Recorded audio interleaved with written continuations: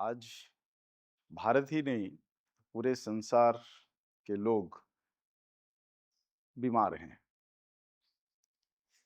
कारण एक ही कहा जा रहा है कि मिट्टी रसायन से प्रदूषित हो गया है, जल में प्रदूषण है, वायु प्रदूषित हो गया है, अग्नि के प्रदूषण और आकाश के प्रदूषण पर कोई बात भी नहीं करते।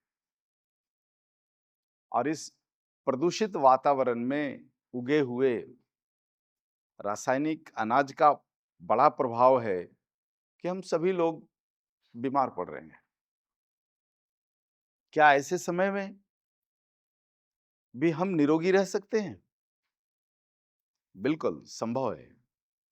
यदि हमारा जीवन गौ-माँ के साथ जुड़ जाए, हमारे जीवन में, हमारे आहार में गौ-माँ से प्राप्त द्रव्यों से बना पंचगव्य यदि जुड़ जाए, तो इस बिगड़े हुए वातावरण में भी हम निरोगी रह सकते हैं।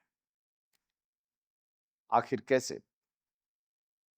इसी का उत्तर पंचगव्य चिकित्सा विज्ञान के पाठ्यक्रम में दिया गया है।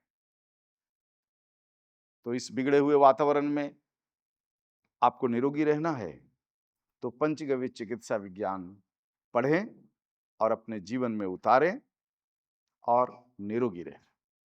धन्यवाद। ऐसे में क्या कोई रास्ता है कि हम निरोगी जीवन जी सकें? इस प्रश्न का उत्तर मूल आयुर्वेद में है। मूल आयुर्वेद के अनुसार यदि किसी भी जीव जगत का, मनुष्य का जीवन कुछ सुरक्षा चक्रों में बंधा हो, तो वह निरोगी जीवन जीने की परिकल्पना कर सकता है। जिसमें पहली सुरक्षा चक्र है घर के दरवाजे पर भारतीय गोवंश, घर के आंगन में तुलसी नाम की वनस्पति और अग्निकोण में रसोई घर। यदि ऐसी व्यवस्था आज भी बनाई जाए, तो हम निरोगी जीवन की परिकल्पना कर सकते हैं। हमारा शरीर प्रकृति का दिया हुआ है। हमारा शरीर पूरी तरह से बायोटिक शरीर है और इस बायोटिक शरीर के 3 इनपुट जो बायोटिक होने चाहिए, वो सब एंटीबायोटिक हो गया है, उल्टा हो गया है। परिणाम, शरीर की प्रतिरोधक क्षमता नष्ट हो चुकी है, जीवन रक्षा प्रणाली नष्ट हो चुका है। ऐसे में क्या हम निरोगी जीवन की परिकल्पना कर सकते? बिल्कुल कर सकते हैं। यदि हमारे पास गौवंश है और यदि हम अपने जीवन में गौवंश के गव्यों की उपयोगिता की पुनर्स्थापना कर लें, तो हमारा जीवन निरोगी हो सकता है। कारण स्पष्ट है। पंचगव्य के पास वनस्पतियों की ऊर्जा को बढ़ाने की अद्भुत शक्ति है। हम इसे ऐसे भी कह सकते हैं कि वनस्पतियों की प्रॉपर्टी को इन्हेंस करने की ऊर्जा गाय के गव्यों के पास है। प्रदूषित जलवायु में भी हम निरोगी जीवन जी सकते हैं। हम बीमार ना पड़े, इसकी परिकल्पना और हम बीमार ना पड़े, इसका नियोजन हमें स्वयं करना पड़ेगा।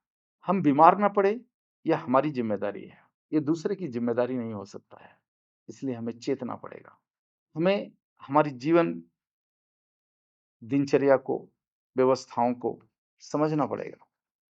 पुनः तय करना पड़ेगा कि हमारा जीवन कैसा हो कि हम बीमार ही ना पड़े, और यदि कुछ गलतियों के कारण बीमार पड़ जाएं, तो उसका समाधान जैसे पूर्व के भारत में गोवंश से मिल जाता था, तुलसी आदि वनस्पतियों से मिल जाता था, घर के पीछे एक छोटी सी बागवानी जिसको आज किचन गार्डन कहते हैं, उससे मिल जाता था, रसोई घर से मिल जाता था। ऐसी व्यवस्था हमें फिर से बनाना पड़ेगा।